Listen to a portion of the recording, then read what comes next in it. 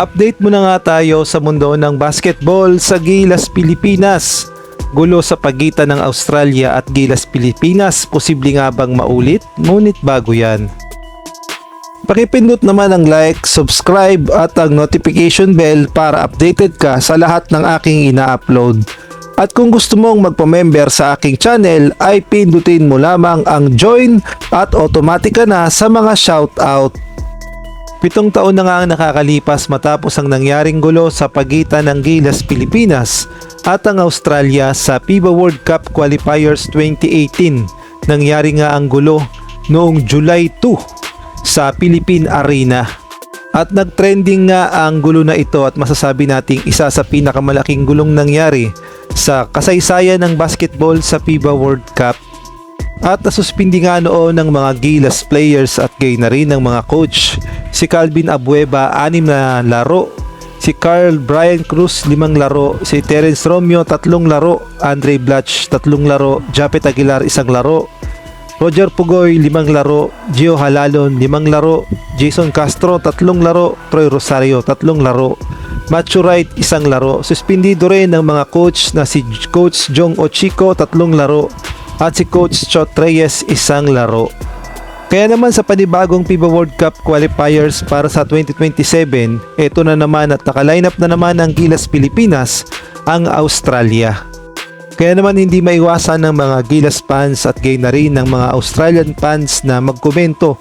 Baka na naman daw maulit ang mangyari. May mga nagsasabi nga dito na Australia versus Philippines, Brawl Season 2 at kung ano-ano pang mga komento patungkol nga sa laban ng Gilas, Pilipinas at Australia, at hindi talaga nila maiwasang mag-isip na baka gulo na naman ang mangyari. Kaya naman atin ngang tignan ang schedule ng laban ng Australia, New Zealand, Philippines at ng Guam. Unang maghaharap ang New Zealand at ang Pilipinas sa November 28, Friday 2025 sa New Zealand gaganapin ng laban. Tapos sa December 1, Monday sa Pilipinas naman gaganapin ng laban, Philippines versus New Zealand. Pagkatapos naman noon next year sa Guam gaganapin ng laban February 26, 2026 Thursday, Philippines versus Guam. At pagkatapos naman noon ito na ang pinakahihintay ng lahat, March 1, Sunday 2026 sa Australia gaganapin ng laban, Australia versus Philippines.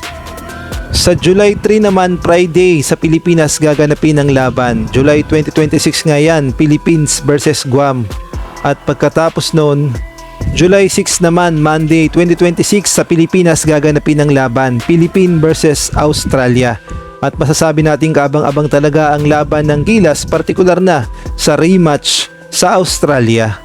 At sa tingin ko naman ay wala nang mangyayaring part 2 na gulo sa pagitan ng Gilas, Pilipinas at Australia dahil unang-una, iba na yung mga players ng Australia at sa tingin ko naman ay alam na nila ang pwedeng mangyari muli kapag nagkaroon ng gulo sa pagitan ng Gilas, Pilipinas.